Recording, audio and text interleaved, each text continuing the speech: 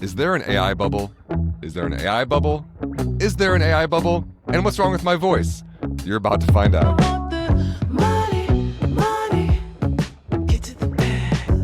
Welcome back to the Personal Finance Club show. Hey, Jen. Hi, Jeremy. How are you doing? Well, you might Sound be a little noticing different. my voice sounds like a frog. No, it's giving Barry Manilow. Oh, good. Very Okay, white, well, very white, very white. Not Barry Manilow. oh yeah, that's right. Barry Manilow would be maybe the other direction. Yeah. I called RFK. I just listened to our last podcast. I called RFK JFK like 6 times in a row. So the Barry Manilow. I only corrected you once, so I only heard it once. But once you corrected me, I got it right from that point forward. So at least I understood what I was doing. They get the gist. But yeah, the story behind my voice, it's not even a story. I was sick, and it's one of those days where I'm like feeling better but sounding worse. I texted you this morning. I'm like, should we do this? And we're like, well, we're recording this in early December, and unfortunately, December is when like schedules don't line up, and so we're batch recording 2 of these today. And so I'm gonna have a weird voice for 2 of these that are gonna air as you're listening to them. You know when it airs. This one on December 11th. Yeah, look at us. Wow. So either sorry or you're welcome based on how you think my voice sounds. You sound like you're very self-conscious about it, which I think is funny. Did you ever watch Friends? Yes. Do you remember when Phoebe was sick and she was like, she loved her voice? Oh, no. And she was sad guy. when she got better because she was like, Smelly Cat was like epic when she had a little rasp in her voice. Yeah. No, I feel that. I actually do think there's an aspect to my voice that I like. So as long as it doesn't bug people, it doesn't bug me. I'm not like super That's what I was asking you. self-conscious So like, if does it hurt? You were like, no. I'm like, then let's record. Okay, let's go. Let's party. Let's proceed as if this is going really well. It's definitely not, but let's pretend like it is. Okay. Exactly. Well, it's all about. I don't want it. Doesn't even though you're saying your voice doesn't hurt. I don't want to put any more strain on it because maybe you're just not aware that you're grating on those beautiful vocal cords. So let's get into it. Explain it like I'm 5. This is going to be a little bit of a part 2. We talked about some retirement accounts. I forget which episode that even was, but you mentioned backdoor Roth IRA. So let's jump into that. Tell us what it is and why we would need it and how to use it. Okay. We always make jokes about how I can't explain things like anyone's 5, and this will be no exception to that because a 5-year-old will never understand this. But I am going to make a promise from this point forward, which is I will make a simple analogy in every Explain It Like I'm 5 that a 5-year-old could understand. Okay. And from that analogy, maybe the root can plant some roots or plant some seeds from which the growth of the leaves of understanding will grow. You're losing us already. This analogy was not the one I planned. This was a terrible analogy. Okay. So anyway, as you may remember from a previous episode, a Roth IRA is a special type of brokerage account, which is basically like a bank account. You put money in, and then you invest the money inside of that account. So I contribute money to a Roth IRA, then I buy some investments like index funds, and then it grows. And the benefit of a Roth IRA over just a regular old brokerage account, like you could go to fidelity.com and click open brokerage account, or you could click open Roth IRA.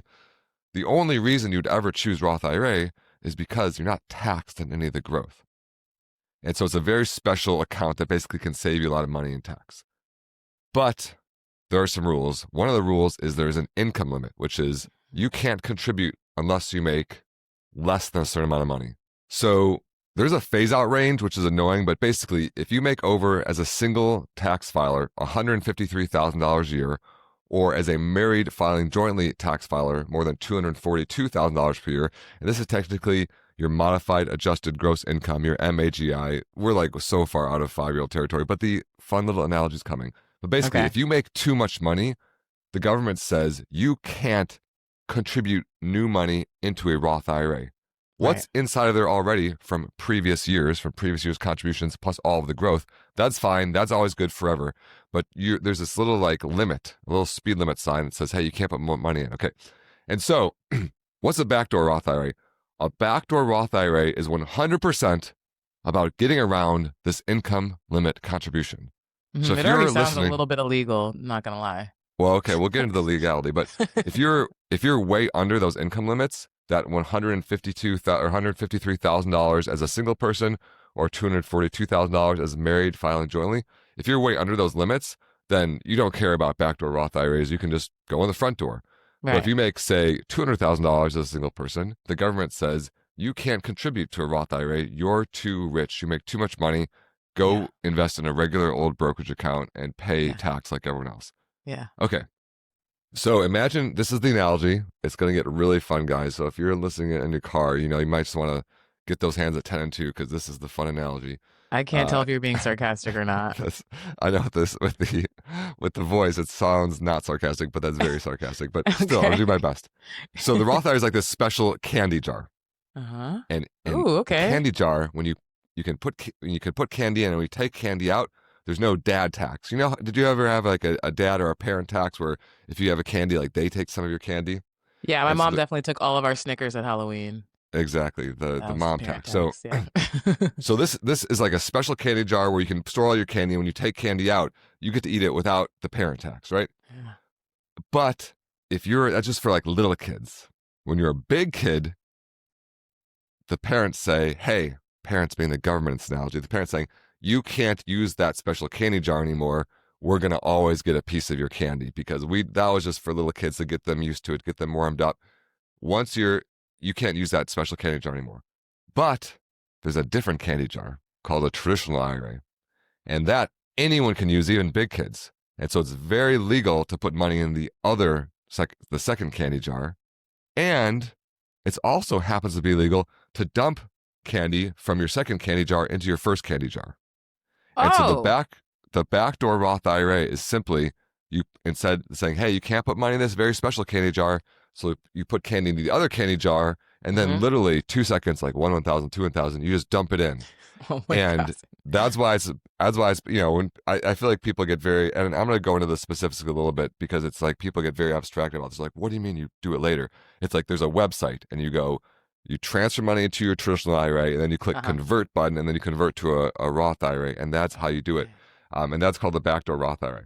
And so that's all it is. It's basically saying, hey, you can't put money directly into this account, but you can put money into this other account and then, in this other candy jar and then dump it in. That's what a backdoor Roth IRA is.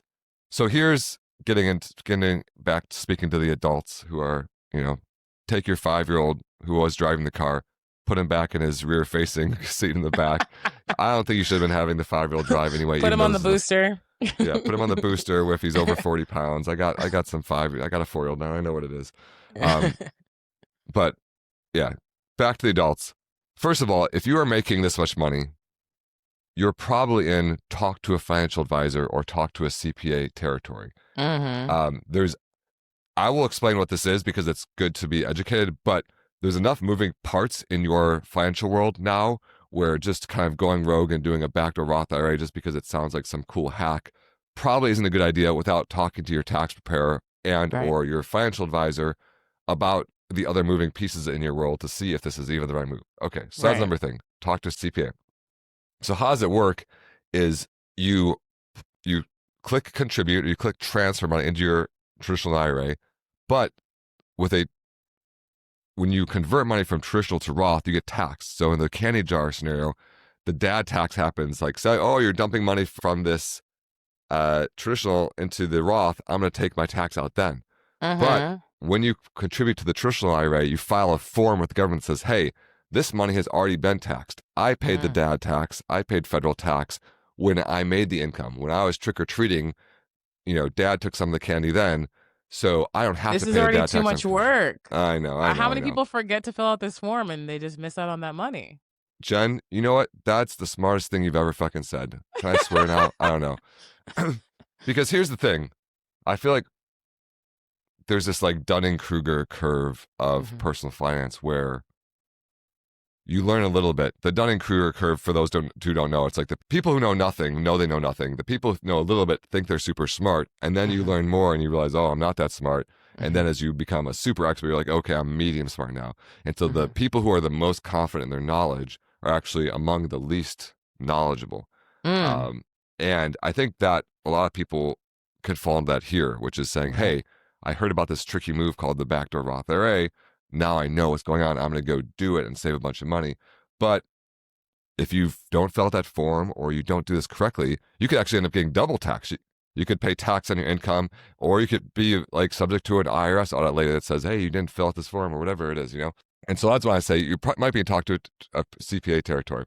And the other caveat here is, let's say you already have money sitting in this other candy jar, like from either an old 401k you rolled over into it, or you previous contributions or whatever, and then you put new money into it, and you correctly file the form. Hey, form 8606, I'm declaring this non-deductible contribution. I'm going to put this already taxed money into my second candy jar here with the intention of dumping into the first. The rule says you have to take that second candy jar and shake it up. Shake, shake, shake, shake, shake. So it's perfectly mixed. And then anything you dump in has to go on what's called pro rata, or in proportion. The new money, the old money, all mixed in, which means if you have some pre-tax money in your second candy jar and some post-tax money in your second candy jar, that's got to get mixed up, and you have to pay tax on it proportionally based on how much you transfer. And once you're paying tax on the transfers, you're kind of getting this, okay, and now it gets really sticky, which is, okay, is it even worth it anymore because I'm paying tax at my current tax rate? And who's keeping track of what's pre-tax, what's post-tax? Like, are you supposed to be doing that? Is your CPA doing that? Is a financial advisor doing 100%. And, you know, at Nectarine, which is where we have flat fee financial advisors, we can go talk to a financial advisor without them selling you a product or trying to manage your assets. They often have this problem, which is, okay, now we need to go dig in through all your prior contributions, all your prior tax returns, try like figure out what's really in here. And the reality is a lot of times, sometimes people don't have the records to support that they put post-tax money into a traditional IRA, or rolled over a Roth 401k into a traditional IRA or whatever it is, and they're potentially going to get double taxed, right? And it becomes a kind of logistical mess. So if you're like 100% on it, like every single record, every single receipt, every single contribution, every single, you know, like you've got the spreadsheets, like that's cool. But at some point, my big takeaway from this is that, you know, sometimes the juice ain't worth the squeeze, you know, like all this effort, when you're introducing risk of messing it up, it's not that big of a deal, really. If you're making that kind of money, you can only put $7,000 in next year, or actually, is it $7,500 for next year? It went up, right? Yeah, $7,500 for 2026. And so, if you're investing $30,000, only $7,500 at all can even go in there because there's a contribution limit. And so, you know, I've done backdoor Roth IRAs. I've not done backdoor Roth IRAs, and you know, my life is no different. For sure, if you like put it in the spreadsheet and extrapolate out 100 years, you're like, oh yeah, I'll have another, you know, 50 grand in the year 2330 when, you know, the sun has expanded and engulfed the earth and we've all, you know, burned to a crisp and there's no record of humans ever existing. Great, right. You saved some tax, you know. But I always like to make, you know, in the biggest scheme of things, nothing at all matters. And so, if you are considering a backdoor Roth IRA, I'd go grab an hour with a Nectarine advisor and or talk to your CPA and see, you know, if this even makes sense for you, and consider, like, is it even really worth the hassle? Because there's so many benefits of investing in a regular old brokerage account. And people get so nutty about these special fancy named accounts like Roth IRA, 401k, TSP, 457, HSA, you know, all these different accounts. They forget that a regular old brokerage account has tons of benefits too, and is like ultimately simple. You can put money in, take money out whenever you want without any rules. And there's even ways to have it exist in a 0% tax bracket in your brokerage account, which I'm not going to talk about now. Yeah, because I've already been yapping for like 10 minutes on this plus. And we're going to be talking about tax brackets sooner than later. So we'll save it. All right. Definitely out of 5-year-old territory. I did like the candy reference. I like the idea of putting in a little something for the 5-year-olds. But at the end of the day, these financial topics, they're not quite so easy to bring into a 5-year-old's world. Yeah, taxes. No one likes taxes. You're doing your best. You're doing great. Dad tax, though, that kind of makes sense, right? Or mom tax or parent tax. Exactly. Yeah, it's kind of like how my dad made me figure out how to clear out all his voicemails from his Android on this last family vacation, and I was like, this is dad tax because this is hell. I'm like I don't have an Android. You have to like clear cache on some of these like Samsung phones. I'm like, cache? Oh my god, Apple would never. It's stupid. Is it cache or cache? I'm always worried that I'm saying it wrong. I will tell you, as someone with a master's degree in computer science, it is cache. Yes, it's like GIF and GIF. I'm like always nervous. I always say GIF, but that one, there's not clear. It's unclear for sure, and there's definitely Yeah. a war. I'm a Okay, GIF man. sweet. Wait, we'll have to get into that in another episode. The founder, because- the creator of the thing says it's GIF. Okay, all right. I'm not getting into this with you, and I don't want to fight. Let's get into our next segment. Money. Can I ask a dumb one? We have been getting a nice little stack of questions, and this is an audio message that we got from Andrea, who even told us how to pronounce her name. She said it in her audio message. It was just the beauty. I'm married of to an Andrea, so I know that the chance of there's only like 3 or 4 ways to pronounce his name. It's like Andrea, Andrea. Yeah. But it gets pronounced 0% of the time correctly. Just it's like one of those how like the USB never goes in the right way the first time. Andrea never gets pronounced. So I asked Andrea. It's like Jen with one N. It really grinds my gears. But like if you're saying my name, I'm not gonna know if you're giving me that extra N or not. So it's even more. When I say it with one N. Jen. That's crazy. You trying to fight today? I'm not taking the bait. Jen. What was it? It's not Merriam-Webster, but one of the dictionaries released their word of the year, and it's rage bait. And you're feeding into that, and I'm not taking the bait. Okay, so anyway, Andrea, watch us. We're saying her name wrong this whole time. asked the question via audio message. So go ahead and click on that. We're gonna play it for you guys, and then Jeremy's going to answer it. For those of us that don't want to be invested in AI for whatever reason, and given that the majority of the S&P and stock market in general is being propped up by AI, if we are still at least a decade away from retirement, what can we do to divest our portfolio from AI, even if it's just temporarily? This is potentially because of an AI bubble or all the speculation, or it could be ethical reasons and just not wanting to support billionaires. Would love to know if there's anything we can do at this time, even just to put our portfolio growth on pause until this AI situation relaxes. All right, Andrea. So you asked about what do you do about this big AI bubble? And I'm going to break down my answer into 2 parts because you really gave 2 very big reasons why someone might want to do this. And I think there's very different answers to them based on what your reason truly is. So part 1 is you think there's a speculative AI bubble, and the stock market is propped up by these 7 companies. We talked about this in like the last episode, I think, where they're all sending money to each other, and it's all monopoly money, and the bomb's going to fall out one of these days. And so you said, what do I do to get out of this scary bubble situation, even temporarily? Right. To avoid the crash. And here's my problem with that premise. Mm-hmm. What you're doing is speculating. I would put that squarely, directly, right in the middle of the bucket of market timing speculation, like any other type of market timing speculation. I could say, I don't want to invest in Home Depot because Lowe's is having better holiday sales. I'm gonna jump out of the market while tariffs are going crazy, and then jump back in when they stop. I'm gonna, you could make 1,000 different premises for 1,000 different reasons and 1,000 different choices about when you should jump in and out of the market and what you should sell, what you should buy. If you're just guessing what you think the market's going to do based on your view of the world, like by definition, you, Andrea, me, Jeremy, Jen. That time I said it with 2 N's because I'm being respectful. But the 3 of us, we all have something less than the sum total of all human knowledge. And so that's how you feel, Andrea, which is great. And you might fully be right, but I think you have about a 50% chance of being right, because on the other side of this tug of war that sets stock prices are people who are sure that the stock market is going to go even higher when this transformative technology becomes more mature. The other side of that coin is this is like once in a 1,000-year technology that humans can be, the work can be done by computers in ways that we thought never even was science fiction like 10 years ago, now is becoming reality.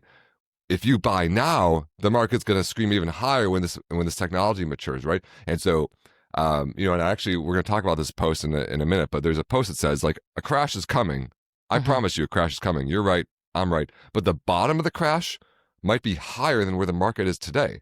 So you might get out of the market today to avoid the AI crash, but that crash might happen in 2 years, and the bottom of the crash could be 30% higher than where we are today. And so what do you do then? Do you buy back in and you missed 30% of the gains? And, so this whole speculation side of the coin, or this whole speculation, not coin, I use the word coin too many times. So it's okay. To Matrix now, coins and rules, but whatever. But for this reason that you gave of speculation, I say, don't do that. Right. You asked me, that's my answer. Don't do that. Buy and hold. If it's a bubble, great. If it's not, great. Just think in terms of decades, not in terms of weeks or months or years, and it's all going to come out in the wash. Okay, that's reason number one. Don't speculate. Don't speculate. Reason number two.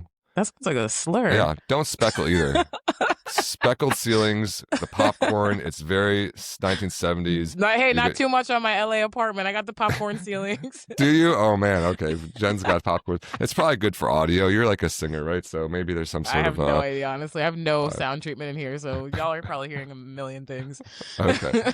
Well, at least we both have microphones. I think it sounds pretty good. I think this podcast sounds way more professional than it deserves to, but we'll bring up the content anyway. Okay, let's get back to it. So you said 2 big reasons you don't want to invest in AI. One is pure market timing speculation. My answer is don't do that. The other reason you said is ethical. You said I don't want to support this for whatever reason. The billionaires who are benefiting from this, the implications on human work, if it's gonna, if AI is gonna be bad for creatives or low level workers, or it's going to increase the income or the wealth gap. I mean, there's all sorts of reasons to be potentially scared of AI. And you could say AI is going to, cause mass layoffs because now humans don't need to work anymore. For what it's worth, I generally don't fall in that camp. I think that you can look at 1,000 technology advances of our past.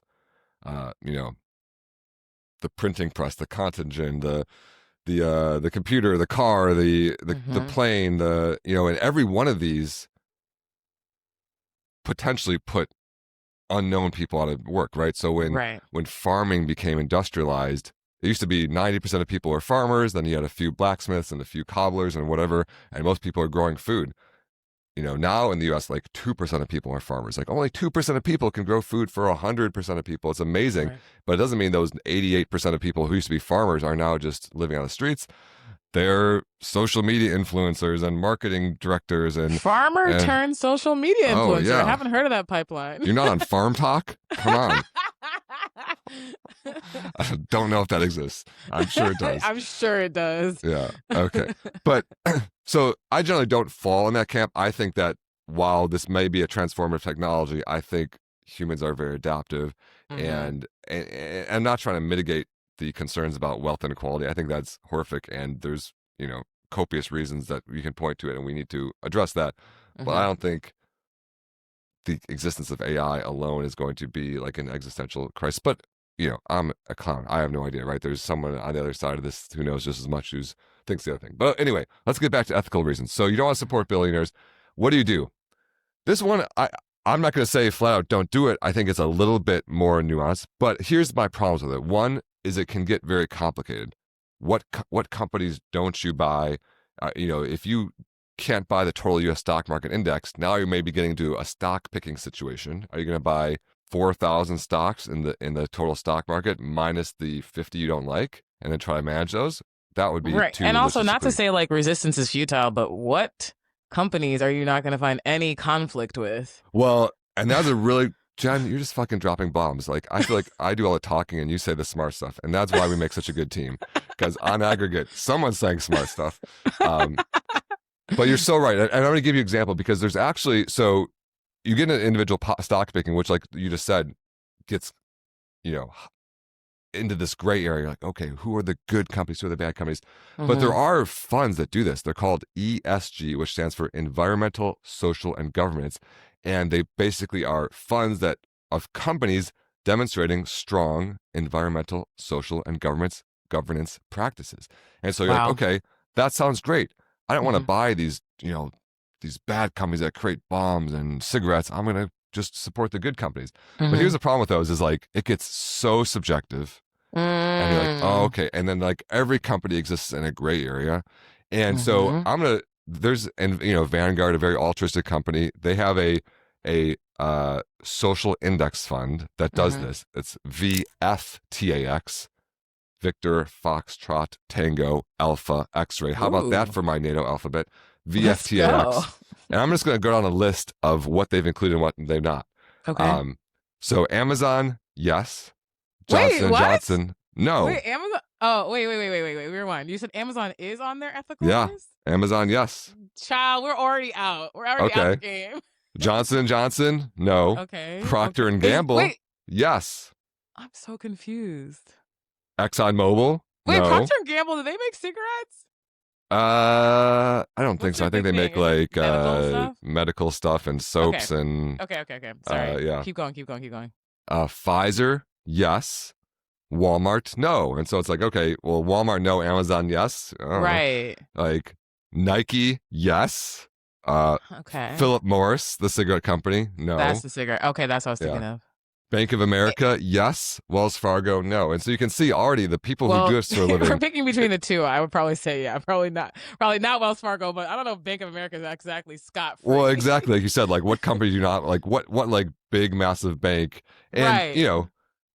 like do you have to invest in big companies? Like if you're like so taking the position big companies are bad, investing becomes very challenging. You could go invest in your local co-op or something, but you're probably not going to see profitable returns over and over. Right. Like you can, or they wouldn't be able to handle this investment, or it gets logistically, you can't just like transfer it in and stuff like that. So, Right. and the other problem with these ESG funds is they're still market weight or market cap weighted, which means you have the most of the biggest companies, the second most of the second biggest companies. And so instead of like saying, we're going to put lots of money into the co-ops and lots of money into the green companies, lots of money into solar, and they're still market cap weight, which they kind of need to be, or else you get into this whole other weird world where you're basically putting too much money in these tiny companies and potentially subjecting yourself to massive downside risk if those companies can't sustain the growth or whatever. And then here's the other problem, which is it doesn't really have much effect. I think you might have said this too, Jen, which is my metaphor for this is like, imagine an Olympic-sized swimming pool, 50 meters wide, 10 feet deep, whatever, and you go up to it and you take a thimble of water out of one side, the bad side, and you walk over to the good side and you dump your thimble in. What's the net effect to the water level? Yeah. And the answer is like nothing. Right. And the reason is because the market's efficient. There are algorithmic traders, there are mutual funds, there are day traders, there are satellite companies that do this, that all they're deep research companies, and they're all if they look at Philip Morris, the cigarette company, and say, yo, that's a massively good buy, everyone sold their stock, but they're still on pace to sell $50 billion worth of cigarettes this year, I'm going to buy it right now and just collect all the profits from their dividends. That's someone's going to do that. Like, I hate to say resistance is futile. Did you say that? I did say that. Oh yeah, see, you say all the smart stuff. This is depressing me though, because I'm like, you can't do anything. I feel for Andrea. 100%, I agree with you. But here's the thing: I think people conflate where their investing dollars go and where their spending dollars go. Right. If you want to stop cigarette companies from making money, the number one best thing you can do is not smoke, because once everyone stops smoking, then they don't make any money. If you don't invest in their company, nobody cares, because if everyone else is buying cigarettes, they're going to still do great. It's not, who owns their stock the day that everyone stops smoking. That's not what's going to put them out of business. The fact that they have no revenue is going to put them out of business, right? So she should stop using ChatGPT. 100%. If you use wastewater and taking our jobs. It's taking our jobs, exactly. If you want to have a bigger impact, vote with your behavior and vote with your dollars. Don't use ChatGPT. Don't use AI. Don't support creators using AI. Don't support big companies using AI. And I feel like it's a little bit of a cop out, because I think a lot of people are like, I don't want to own Google stock because they're using AI, but I'm definitely using Google every day and I'm clicking their ads. Like if you you got to kind of put your feet to the fire and say, hey, if you don't like AI, don't use those AI features, don't use those companies. Yeah, And, don't use ChatGPT to text yeah. your friends. I hope my friend's not listening. I just found out my friend might be using ChatGPT to text me. And I was like, girl, Oh, what is this text? that's super smart. Just like an I was auto like, reply. You've been having a conversation with I'm like, I can ChatGPT. tell when it's you. So yeah, don't I use know. ChatGPT Why to do you keep text your putting friends. M dashes in text? I don't even know how to use that function on my phone.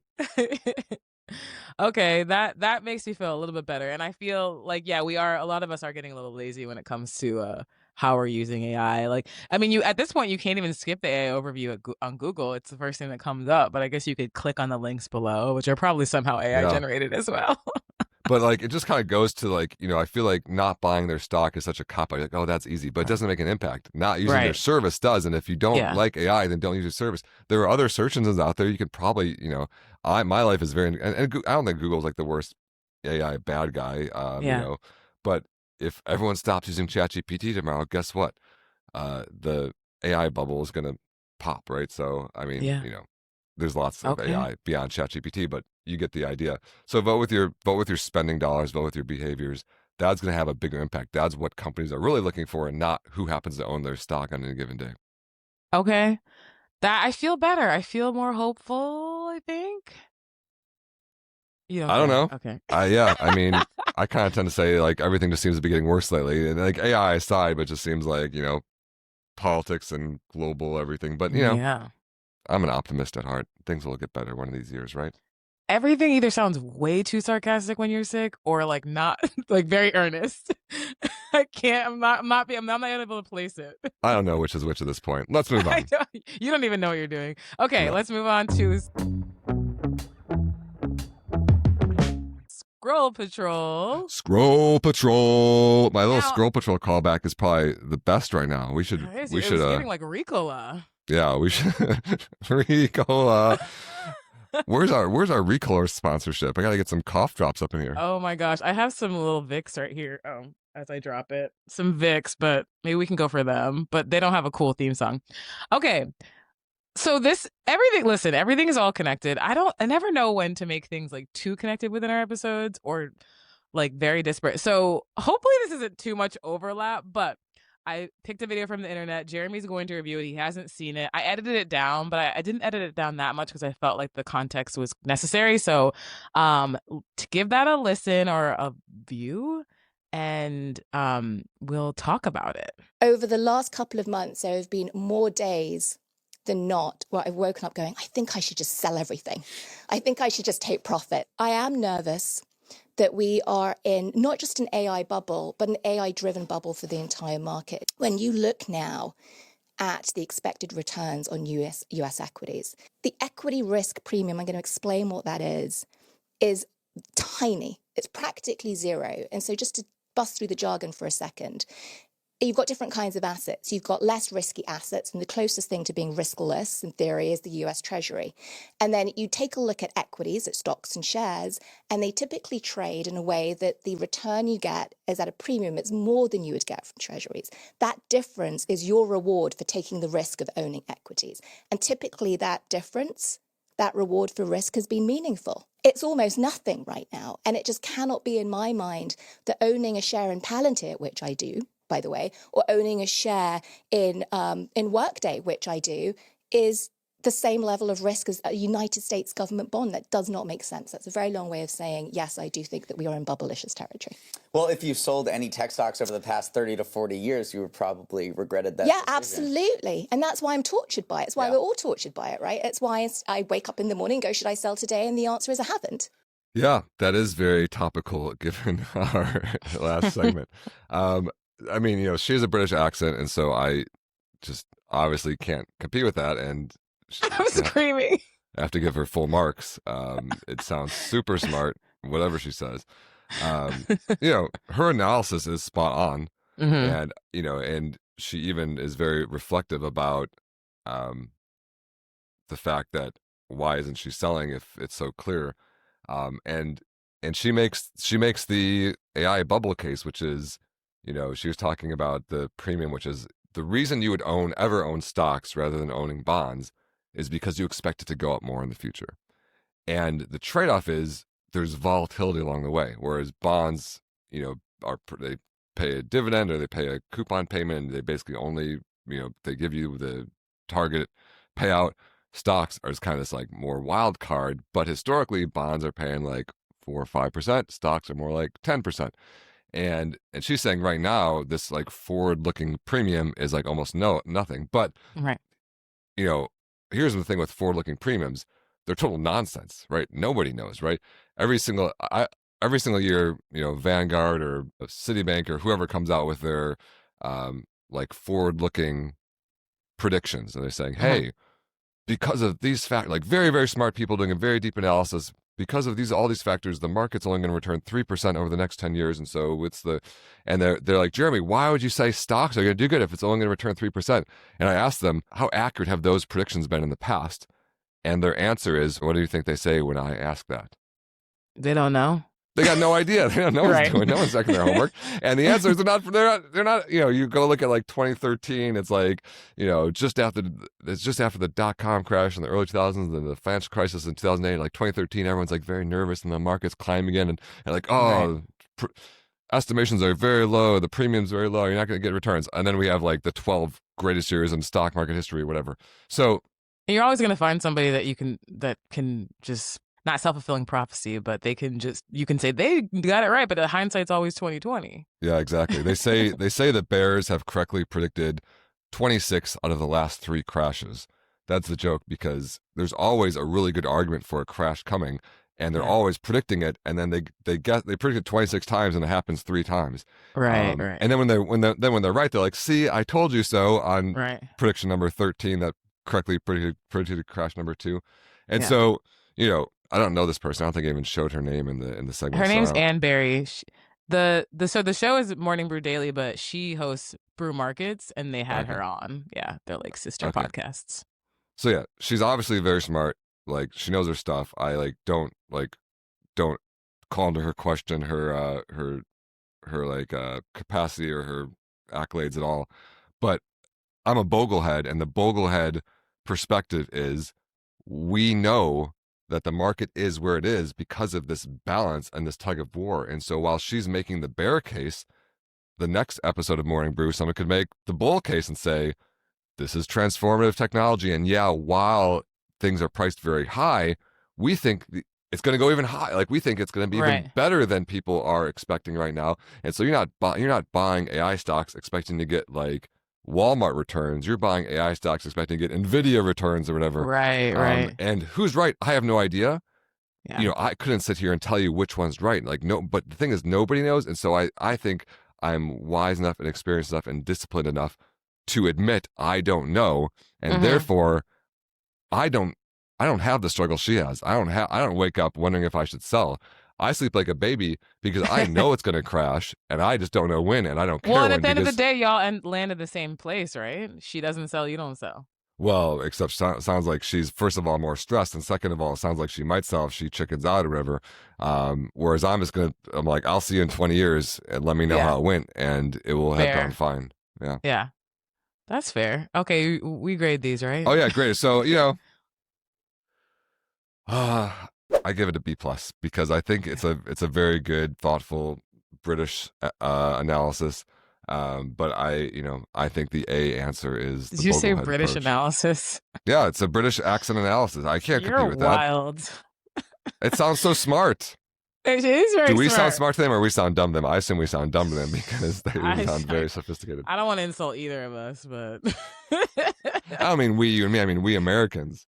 Oh, okay. Because I was like, we were talking about dad math earlier, so I don't know. Yeah. Dad tax. Okay. All right. Cool. B+. Good job, Ann, and Morning Brew. She'll be so excited when she hears.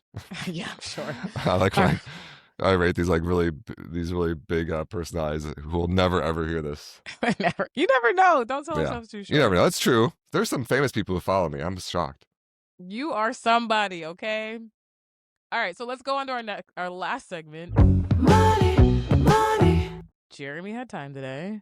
Okay, we are in the comment section. You recently posted. We're on topic today. You posted to Instagram about the AI bubble hype, and the post was titled "A Crash is Coming." So, do you want to explain what we see in this post, and then we can see if you had time today? Yeah, it says the crash is coming. I kind of referenced it earlier, and that shows the stock market like kind of on this exponentially like bubbling trajectory, but then Right. it stops midway, and then it continues with a dotted line that shows the future, and it says, but the bottom of the crash might be higher than where we are today, because Mhm. even though a crash is coming, like let's say as I type this, I'm going to Google it. The S&P 500 is at 68.30. That's just like the price of a share of the S&P 500. Mhm. You know, maybe the S&P 500 is going to go to 8,000 and then crash to 7,000, right? And a Mhm. crash from 8,000 to 7,000, like everyone be running around with their hair on fire and like, oh my gosh, we lost 1,000 points in the S&P 500. What are we going to do? But if you were listening to me 4 seconds ago, 7,000 I is more than wasn't. 6,800 where it is Oh today, yeah, right? okay, I'm with you. And Okay, so, I should and listen more. so, right. Jen's like, I was in the bathroom getting coffee. And I asked, why do you keep your coffee in the bathroom, Jen? She's like, these LA apartments are rough. You better fill in those plot holes. That's right. That top tank is my coffee tank, and the bottom tank, just don't make Sick. sure. Yuck. We already had a bathroom etiquette topic last I was listening to that episode. episode. I was like, oh my God, I forgot we talked about pooping. I hate it Yeah. here. This is personal pooping club now. So yeah, what's the comment? Oh yes, that's right. Now, okay, I would like to say, I want to preface this. I've realized that I can't actually tell when people are being earnest in real life, apparently, and also in the comment section.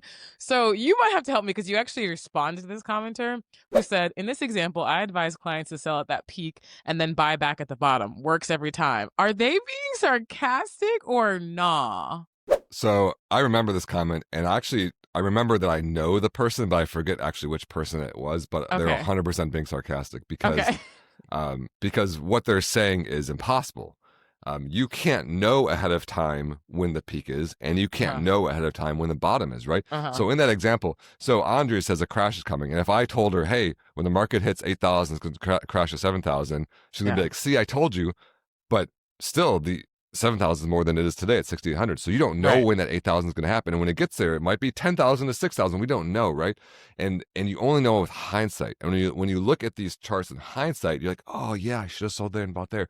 But going forward, like, let's say by the end of the year, you know, this is airing in mid-December. Let's say there's a huge crash and it drops 10% at the end of the year. That's a big, significant crash. Right. Is that the end? Or is it going to crash 50% or 30% or 20%? So you have to know, you have to be exactly right twice. You have to know when the top is, you have to know when the bottom is, and you have to know ahead of time. And nobody can know that. And so you do what I do, sleep like a baby, just hold through it, and you'd be like, I'll see you on the other side, and you can laugh about how much sleep we got. And so I replied, and I said, yes, I'm also a brilliant investor after I know what happened. That's why I bought Bitcoin at 6 cents. Because I remember where I was. I was driving on Garnett Avenue in PB, Pacific Beach, San Diego. I was listening to a news story about Bitcoin, and I went home and I looked it up, and it was 6 cents a coin. And I literally thought to myself, I should buy some of this. It's this new weird thing. You never know.